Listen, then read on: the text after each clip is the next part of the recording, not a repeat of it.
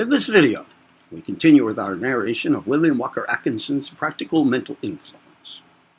Chapter 1, the preceding video, was the law of vibration, including records of mysterious influence of one mind over another, and the fact that the power has always existed. Now we move on to Chapter 2, Thought Waves, involving waves of mental vibratory energy, a burning up of brain matter, varieties of thought waves, and the characteristics of each, how thought waves manifest, and how they affect other persons. The last sentence in the preceding video was,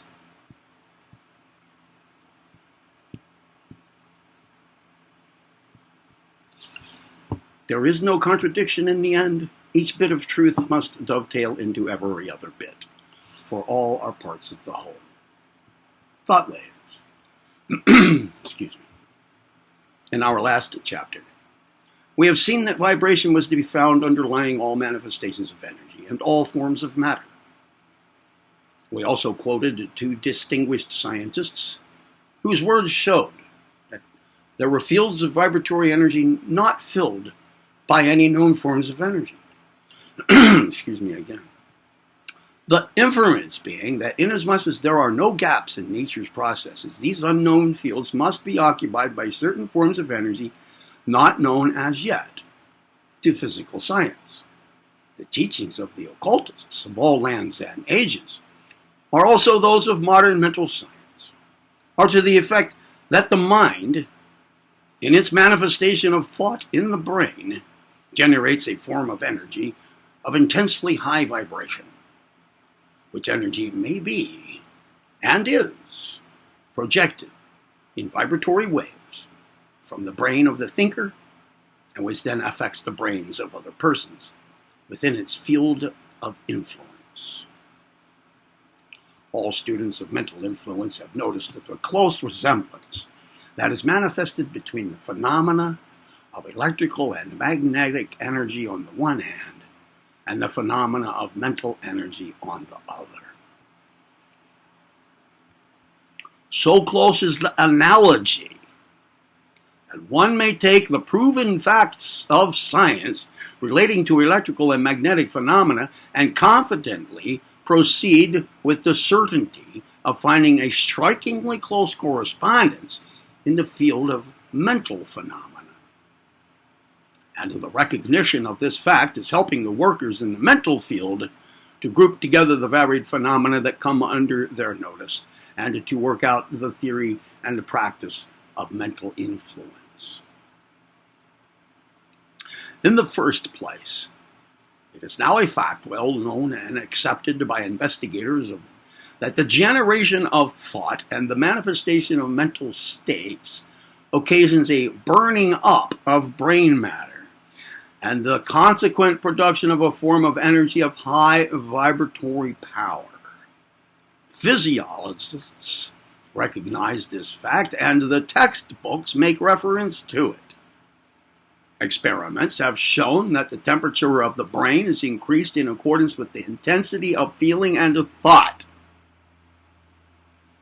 and that there is undoubtedly a generation of energy and a consumption of brain matter which bears a very close resemblance to the process of the generation of electrical energy.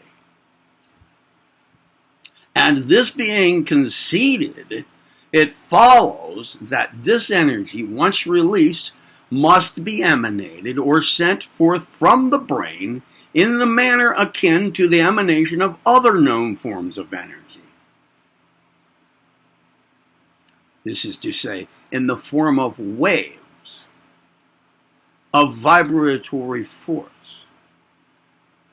Light and heat travel in this way, so do electricity and magnetism, so do the forces of radioactivity. And the investigators of mental influence have demonstrated by their experiments that there are such things as thought waves, thought radiation, thought induction, and many other phases of manifestation similar to that exhibited by electricity and magnetism.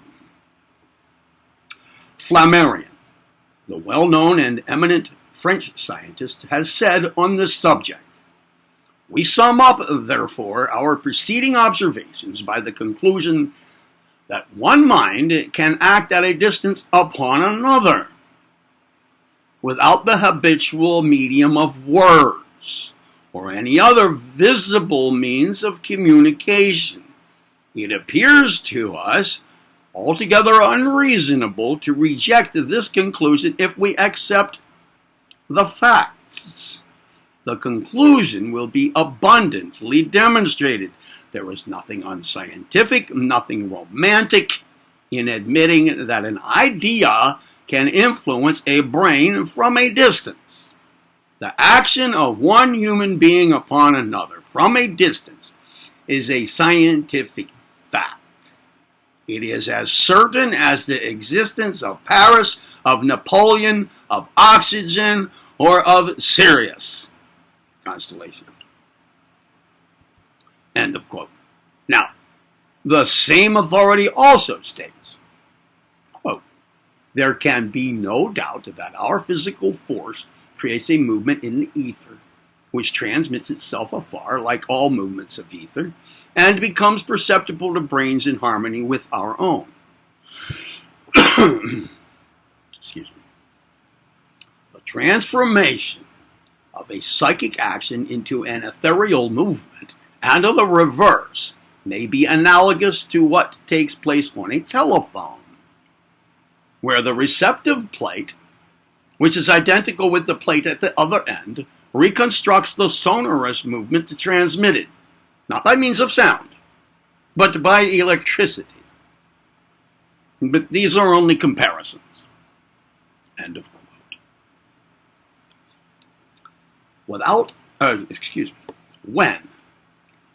a thought or feeling is generated in the mind or brain of a person, the energy generated flows forth from the brain of the person in the form of waves of mental energy, spreading from the immediate neighborhood of the thinker to a distance proportioned to the strength of the thought or feeling.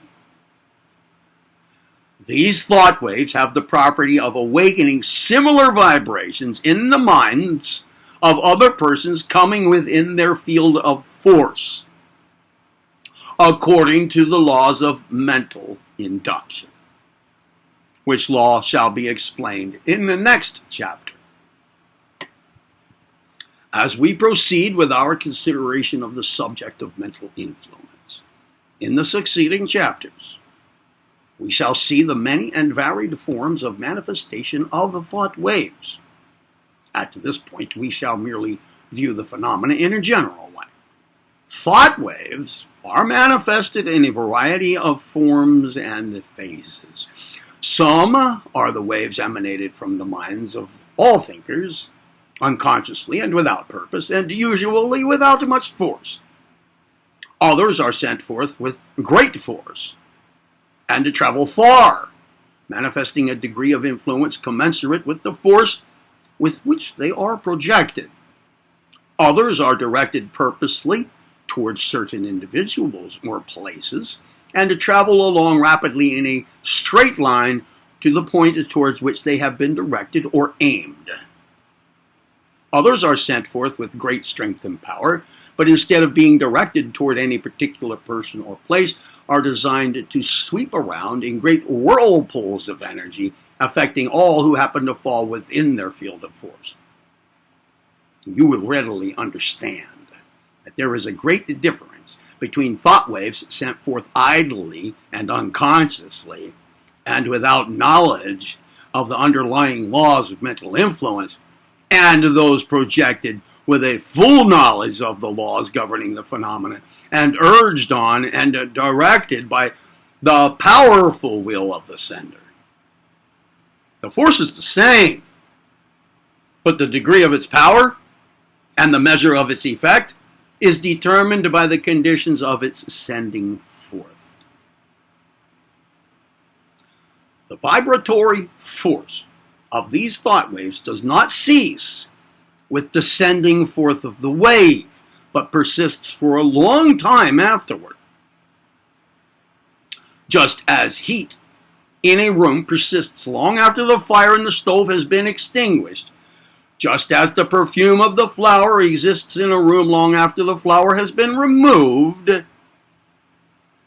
just as a ray of light that travels through space for millions of miles and for centuries after the star itself has been blotted out of existence, just as any and all forms of vibratory energy persist in manifestation after the initial impulse has been withdrawn, so do the vibrations of thought continue long after the thought. Yes, long after the brain which sent them forth has passed into dust. There are many places today filled with the thought vibrations of minds long since passed out of the body. There are places filled with the strong vibrations of tragedies long since enacted there. Every place has an atmosphere of its own, arising from the thought vibrations set in motion by the various persons who have inhabited or occupied them. Every city has its own mental atmosphere, which has its effect upon persons moving into them. Some are lively, some dull, some progressive, some old foggy-ish, some moral, some immoral, the result of the character of the early settlers and leading spirits of the places. Persons moving into these towns are affected by the atmosphere and either sink to the general level or else, if strong enough, help to change the mental tone of the place. Sometimes a change in conditions brings a large influx of new people to the town, and the mental waves of the newcomers tend to bring about a marked change in the local mental atmosphere. These facts have been noticed by many people, many observing people there.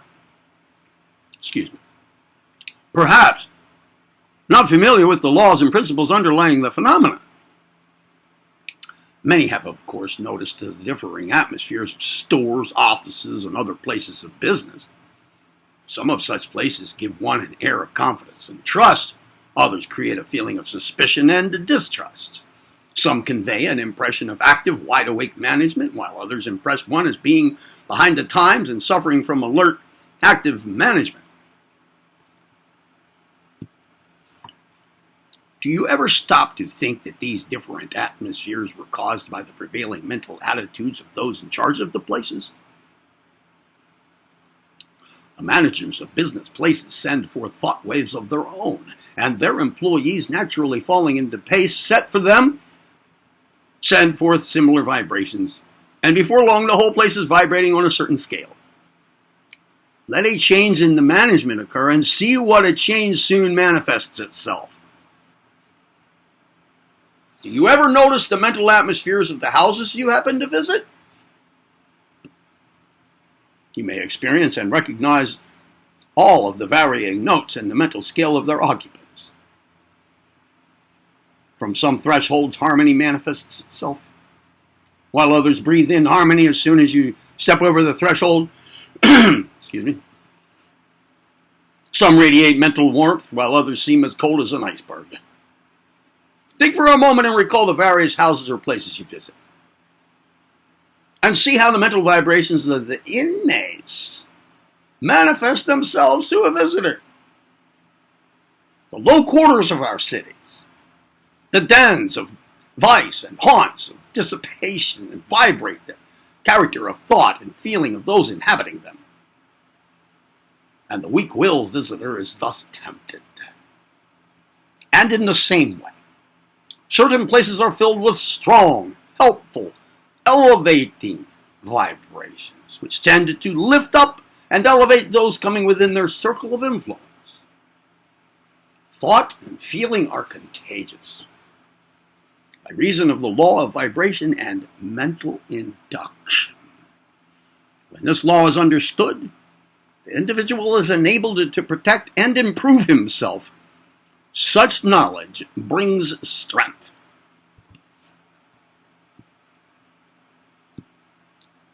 The next video in this series will be our narration of Chapter 3 of William Walker Atkinson's Practical Mental Influence. Chapter 3 being Mental Induction. Its first sentence is, as we stated in the preceding chapter, the phenomena of mental influence bears a striking analogy to that of electrical or magnetic energy. See you in that video. Thank you for selecting this one. Wantaranki Ramacharaka. If you have not yet done so, please take this moment to subscribe to the channel and activate the notification bell feature. If you like this video, please remember to give it a thumb up. And if you comment courteously, and your courteous comments are welcomed. Share the joy of the channel with others. I'm Turk Strongman.